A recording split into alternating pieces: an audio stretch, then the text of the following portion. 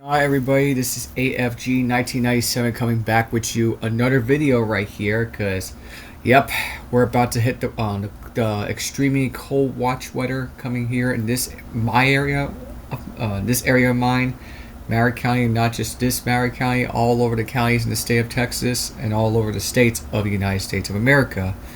Yeah, especially with the games are going to be coming down with college basketball. Yeah, the Huskies do play tomorrow, both men's and women's. I'm waiting for the women's to be determined how their announcement against Arkansas on. They're still going to play on Sunday, but I won't be surprised they might push it back to tomorrow. I don't know, because the men's do play tomorrow at Athens, Georgia. So, there's that. Now, before we get to the ratings, because we're going to get ready for the college football playoff national championship and compare with Unrivaled, because the wokes / DEIs, the LGBTQs, only watch the Unrivaled because, well, it's their loss. The reason is the rest of us watch Miami versus Indiana game. So compare with that one because Unrivaled really sucked. We'll get to the ratings in just a moment. But this time, the college football playoff title game drew 30.1 million viewers, and I'm already there on ESPN press room, according to that. And this compared to most viewed in non-NFL sports telecasts since 2016. Yeah, 2016, a decade ago. Game 7 of the World Series between the Cubs and the Cubs and the Indians used to be, now the Guardians, was the most watched. And before we get to that one, you might want to look at the World Series compared in 2016. That ratings was true.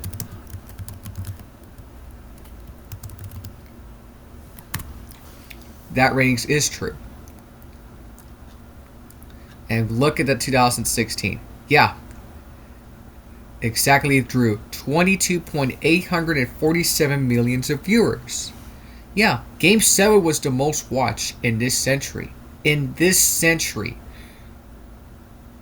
Compared to that, this from last year, but not as 2017, but still, in this century was the most watched. But the last century, it was 1986, 40 years ago, 60 million of viewers. Still, compared to that, right, folks? Numbers don't lie.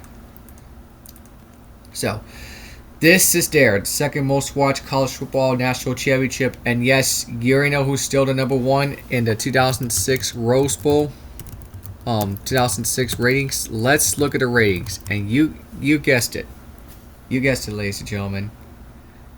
According to the Nielsen, averaged 35.6 millions of viewers watched it. So do I.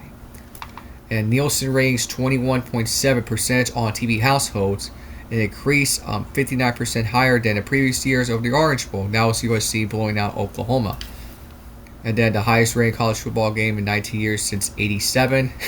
And yes, ABC's best Wednesday night rating nearly 7 years. That was before that, back then. Still one of the past of it. And this game, you just seen the Texans and Patriots on 2025. Well, they surpassed us.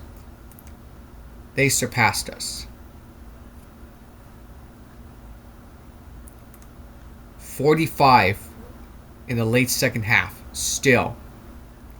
Yeah, and we still lost that game. 38 to million. Yeah, still. But we're not going to have time for us to read that. But what matters is the college football playoff ratings, and we're going to read the rest of it right now. It's still the highest. Non-Super Bowl highest ratings since 1994. Still the best, but nothing compares with that, but that's fine. Nothing compares to 2006. 2005-06. So, we're going to read it on Front Office Sports as of right now before we get to that, but here we go. After plenty, let me pause that here. After playing it back and forth with this year's college football playoff viewership, the tournament ended on a historically strong note. ESPN said late Thursday that Indiana's 27-21 win over Miami on Monday in the college football playoff championship game averaged 30.1 million viewers, up 36% from last year's title game involving Ohio State and Notre Dame, which averaged 22.1 million viewers, and ranking as the second most watched college football playoff national championship matchup on record. According to Nielsen, it's still the best game, but nothing compares to Rose Bowl, the 2005-06 national championship game between Texas and USC game. Yeah, nothing compares with that. One Pry Hard Team. The hat says Pry Hard Team. You can see it upside down, but it's not. It's Nike. It's Nike. So, yeah. Excuse me for a second. Trying to fix my hat. There you go. So, I mean, it's fine. You're getting closer to that. You're getting closer because of Indiana Hoosiers and Fernando Mendoza, Elijah Surratt, Omar Cooper Jr., and Coach Zanetti, Kirk Zanetti. If I win, Google me. Still the best. The last college football playoff game as attracted as many viewers was the inaugural CFP Title Game won by Ohio State over. Yep, I remember that game against Oregon in January 2015 in 2014 season, when the event began with a 4-team format. Yes, I hear lots of fans thinking, oh, they should go back to 4 teams. No. I think 12 teams is better. I like the 12-team playoff format. Earlier today, the CFP had a little expansion talks. Unfortunately, it just failed. Both both Big Ten wanted 24 playoff team format, and then the SEC wanted a 16 playoff format with the teams on it, because we already know what's going to happen next season. Notre Dame is going to finish in the top 12 in the college football playoff. And it doesn't matter what's going to happen at the end of the season, they will be in the college football playoff, because it has to be the top 12 rankings inside of it, because it's according to the NCAA bylaws, written into the bylaws. So there's that. Overall, the latest CFP finished the entire tournament with per game viewership of 16.3 million, up to 4% before the championship game. Though the event was flat in its television audience from last year's, the Hoosiers won over the Hurricanes, peaked at 33.2 million viewers in the first half, and ranks as the most watched U.S. sports telecast outside the NFL since Game 7 of the 2026 World Series. Now keep that in mind. That Super Bowl 51, still the great, the ones who made that one of the greatest comebacks. Yeah, still one of the peaks of the comebacks in NFL history, because the Falcons were up 28-3 over the Patriots, and the Patriots came back. And who was the offensive coordinator? Matt LaFleur, now coach of the Packers. Artichoke. I believe Kyle Shanahan was the coach for the Falcons. I'm not too sure about that, but still. While Nielsen methodology and enhancements, such as expansion out of the home tabulation and the arrival of the big data and panel measurement process, help explain some of the viewership boost. The latest figure also bolsters college football's argument as the most popular sport and entity. Well, you can read that by yourself, but in the U.S. behind the NFL. For ESPN, meanwhile, the latest results extended a banner week for the Disney-owned outlet following the NFL divisional playoff game on Sunday between the Texans and Patriots that averaged 38 million viewers and on the network and sister channel ABC. Yeah, they surpassed us, because still the Rose Bowl, and that's just the college football national championship game. The Rose Bowl and the national championship, the BCS/CFP, will always remain. Nothing can compare between Miami and Indiana.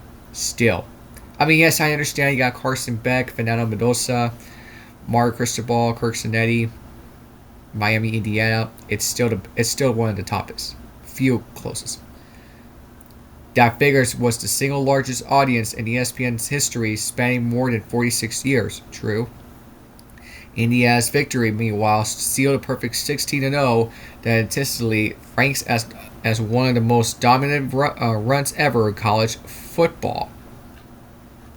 Well, that explains that, but we already know earlier today that college football playoff will not expand too, but also according to the front office sports, the college football playoff will not expand beyond 12 teams for this 2026 season, well, the next season. Friday marked the deadline of the CFP Management Committee, the 10 FBS commissioners, and Notre Dame Athletic Director Pete Bivacqua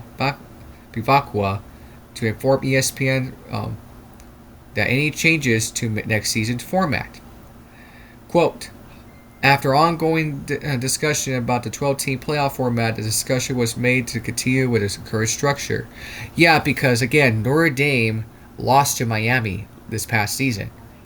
Head-to-head is what matters. They lost to them by a field goal, 27-24. And Miami still won. Notre Dame has two quality losses, Miami and Texas A&M. And then Miami lost two teams that hurts them the most, SMU and Louisville. Those are bad quality losses. And Miami is the one that got in. Same with Bama with 3 losses. It don't matter.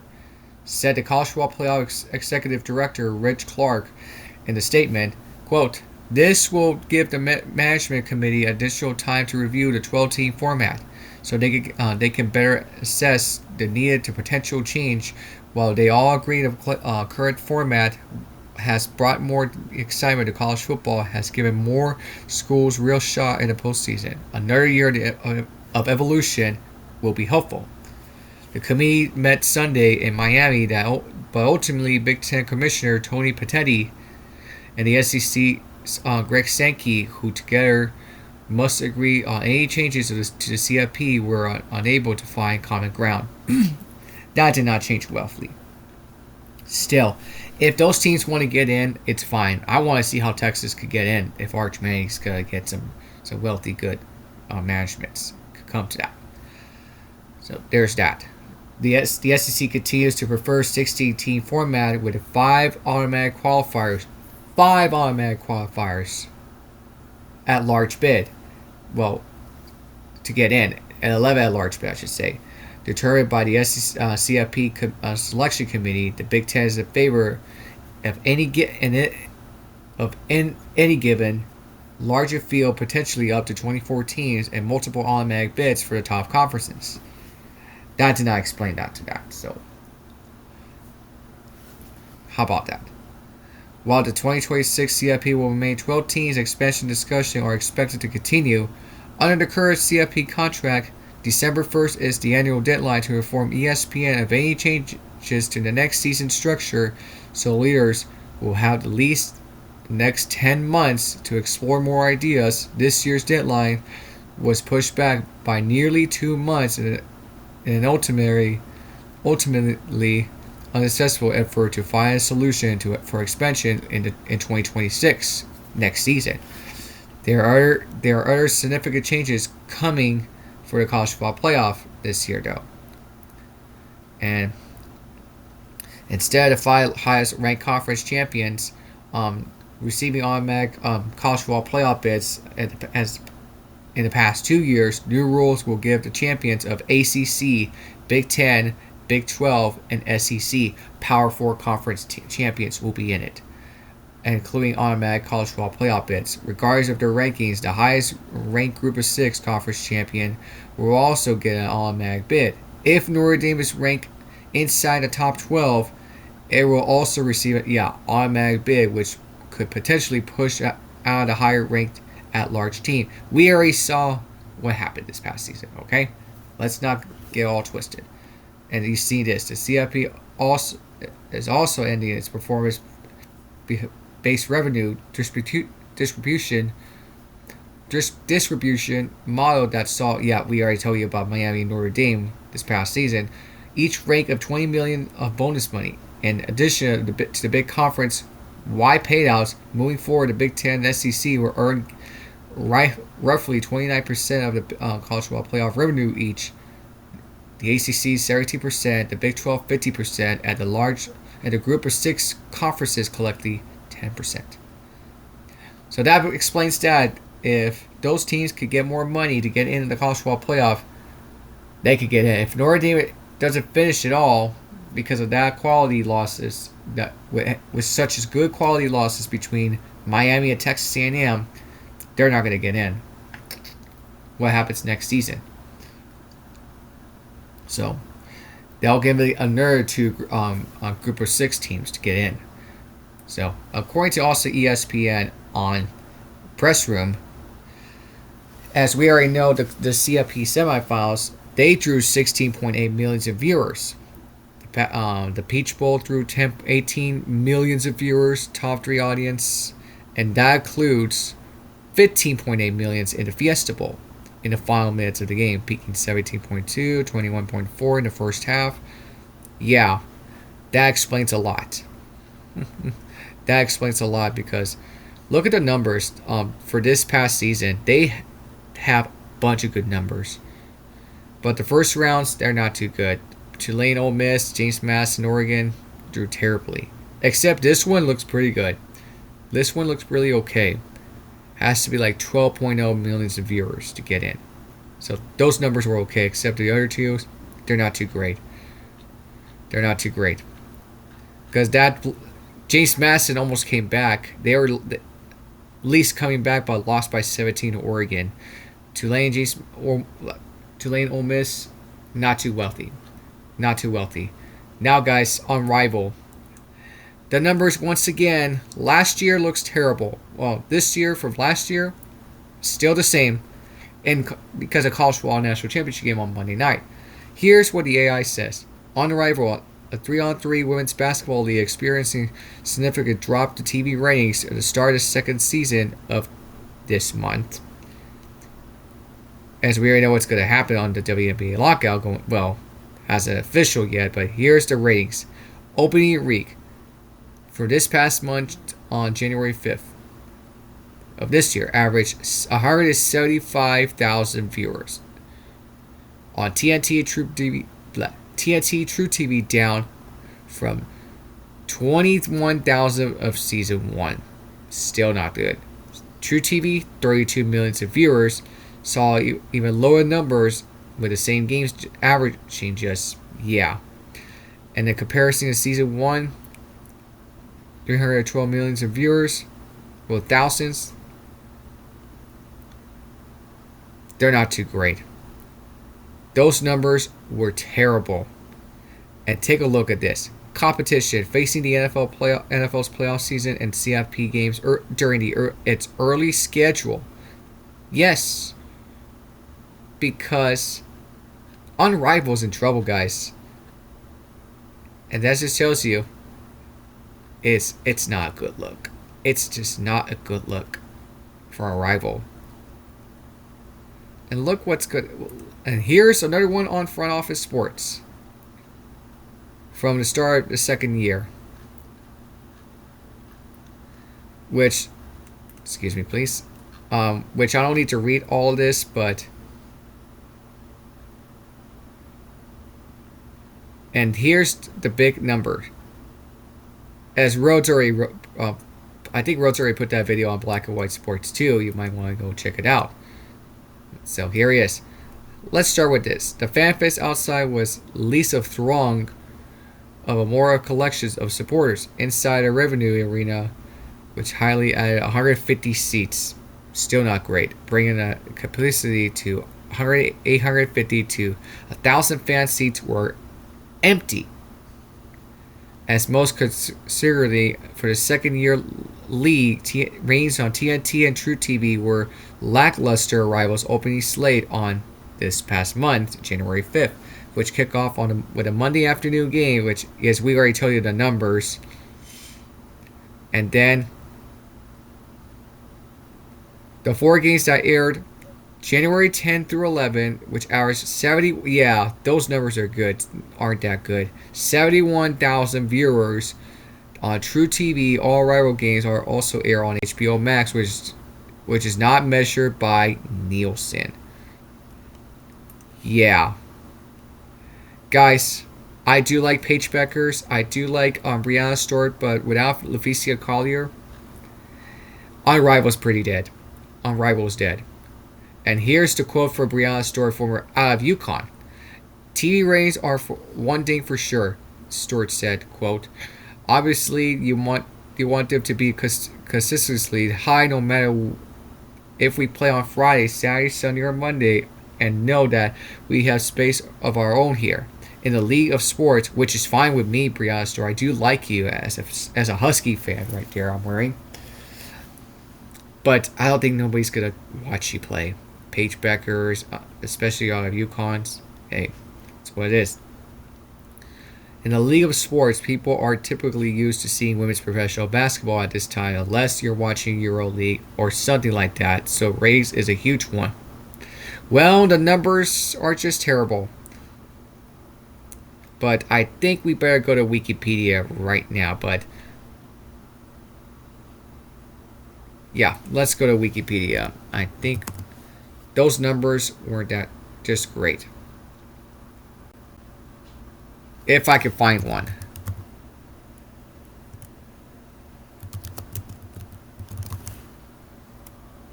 But I think I'm going to check it out if there is some on Rival.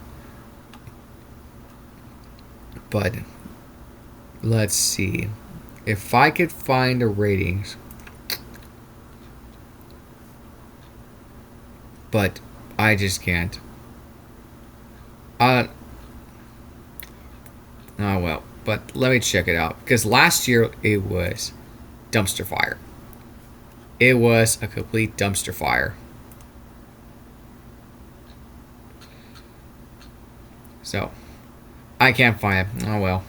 It is what it is. Well, guys, there you have it. What do you think of this college football national championship ratings and the CFP 12-team format expansions, especially on Rival? Ratings are still down. Well, again, nothing compares the BCS national championship game in the Rose Bowl 2005-06 between Texas and USC. Well, USC at Texas. Still one of the best, most watched ever. Besides, it's fine. 30.1, it's fine. That's a good numbers, but nothing can compare us. Nothing can compare us. But let me check it out for one more time before we wrap this one up right now. Front office sports. Right there. Let me check it out. Again, 35.6. It's still the best. But 30.1, it's still also the best. It's still the best. So, thoughts on the comment section down below. Smash this like button to subscribe to this channel, to ring down notification bell on, and share this video out there. Yeah, that's all I gotta say, guys. But videos, I mean, the weather's gonna be very cold, and plus, check your videos in your channel on YouTube accounts, so you'll get hacked by those hackers out there, aka AI bots. But make sure just not to forget that. But I'm in lost for thoughts. Sorry, guys. But yeah, but just think about it's gonna be very cold for the next couple of days. But make sure you bundle up, stay safe, and keep your lights off. Don't turn anything on unless you don't want to get power outage too. So we'll see what happens here in my area. We don't, but I'm sure I'll be fine. I'm gonna enjoy watching the conference championship Sunday, and yes, Sunday will continue with Toonami on demand and Netflix Power Hour over there on Blue Sky. You might want to go check me out over there on Blue Sky. So there's that. So that's it, guys. I'm done. So again, good numbers, good ratings. Still, 2006 Rose Bowl is the best than this year's national championship game. So there you have it, guys. Peace. I'm out until the next time, and please stay safe. Peace. I'm out. Till next time.